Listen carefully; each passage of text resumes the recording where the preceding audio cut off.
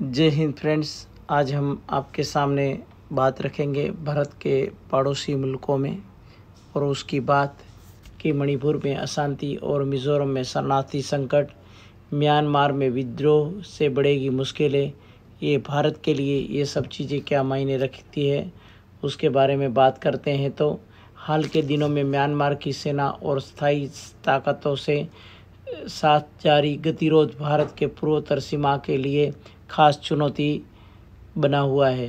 पूर्वोत्तर राज्यों, खास तौर पर मणिपुर और मिजोरम के म्यांमार से सीमा साझा करने के कारण विदेशी विद्रोह का असर पड़ सकता है।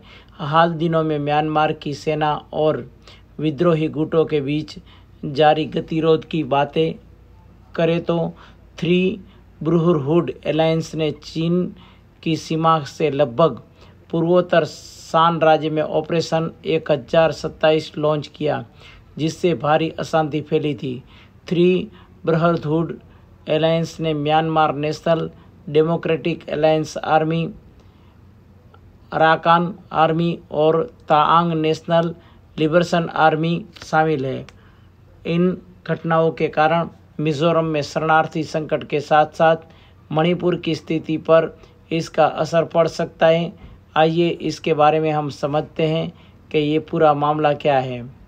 तो आपको बता दें कि म्यांमार में अन्य छोटे समूहों के समर्थन से थ्री ब्रदरहुड अलायंस ने कथित तौर पर 135 से अधिक सैन्य ठिकानों पर कब्जा कर लिया है, हथियारों और गोला बारूद के एक बड़े भंडार को जब्त कर लिया है और चीन के साथ व्यापार मार्गों पर नियंत्रण कर लिया है।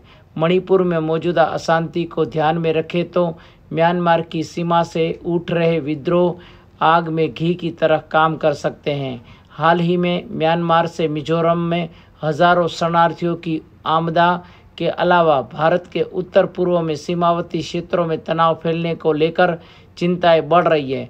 म्यांमार के चीन जातीय समूह का मणिपुर में कुकी के साथ मजबूत संबंध है और मणिपुर के कई मैतेई उग्रवादी समूहों की म्यांमार के सावगांग क्षेत्र में मौजूदगी है। माना जाता है कि उन्हें जुटा का संरक्षण पात्र है। विशेषज्ञों का मानना है कि इसका असर मणिपुर की स्थिति पर पड़ सकता है। म्यांमार के विद्रोही समूहों के साथ राष्ट्रव्यापी युद्ध विराम समझौते पर हस्ताक्षर करने की 8वीं वर्षगांठ पर एक कार्यक्रम में भाग लेने के लिए जब भारत के उपराष्ट्रीय सुरक्षा सलाहकार विक्रम मिस्री नेपिताव गए थे, तब उन्होंने कहा था कि जातीय संघर्षों को हल करने के लिए समझौतों को मजबूत करने की ज़रूरत है। उन्होंने कहा कि हालांकि हमें यह स्वीकार करना चाहिए कि शांति का पथ चुनौतियों से भरा रहा है, रास्ते में असफलताएं आई है और म्यांमार से उभरते राजनीतिक परिदृश्य को देखते हुए आगे का रास्ता चुनौतीपूर्ण बना हुआ है। म्यांमार के चीन राज्य में भीषण लड़ाई के बीच विद्रोही और तख्ता पलट करने वाली सेना के बीच कई महीनों से समाधान जारी है। हवाई हमलों के बाद बीते 24 घंटे के दौरान मिजोरम की अंतर्राष्ट्रीय सीमा से करीब 2000 लोग भारत आ गए हैं।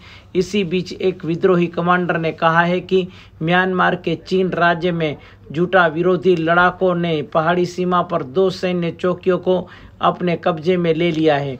विद्रोहियों के लिए ये बड़ी कामयाबी है जो ताकतवर सेना के खिलाफ लड़ रहे हैं।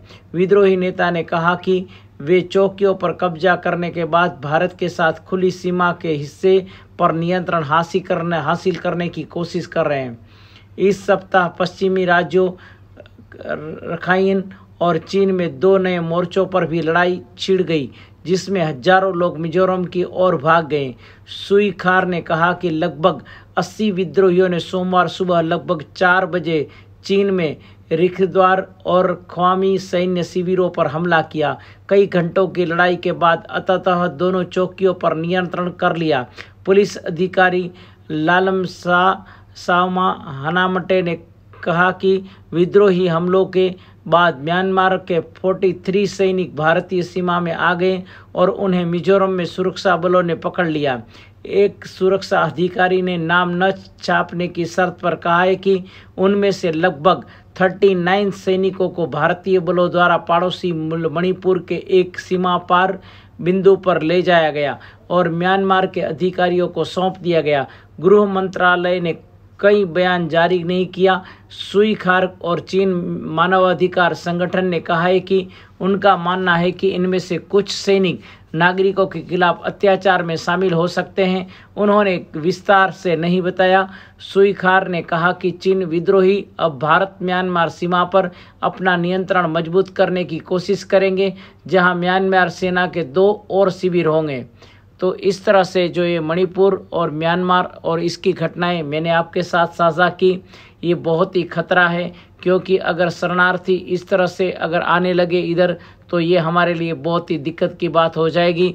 और दूसरी बात ये है कि चीन भी आजकल सब अपने जितने भी पड़ोसी मुल्क हैं उसके साथ वो संबंध अच्छा बना रहा है और उनको कुछ भी लालच दे के वो अपने पास कर रहा है। तो ये भी खतरनाक है। हमारी विदेश नीति है, उनको सोचना चाहिए कि हमको हमारे पड़ोसी मुल्कों के साथ किस तरह से संबंध बनाना चाहिए और किस तरह से उन लोग के साथ कार्यवाही करनी चाहिए।